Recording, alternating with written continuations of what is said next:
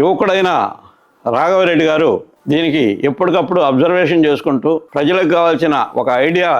Number ఒకటి పెట్టి దేశంలో ఎవరు ఆయనకు ఫోన్ చేసినా వాళ్ళకు కూడా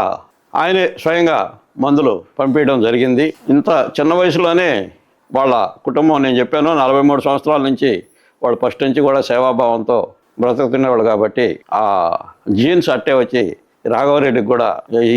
ఈ రోజుకి కూడా ఒక వినయ విధేయతలు, సేవాభావం, మంచి ఉన్నత స్థాయికి పోవాలని చెప్పని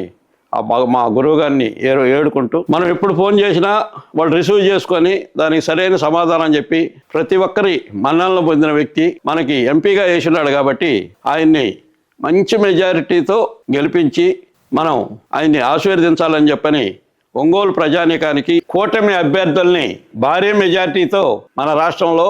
మనం చూడాలని చెప్పని నేను ప్రజలందరినీ కూడా మనవి చేసుకుంటూ సెలవు తీసుకుంటాను.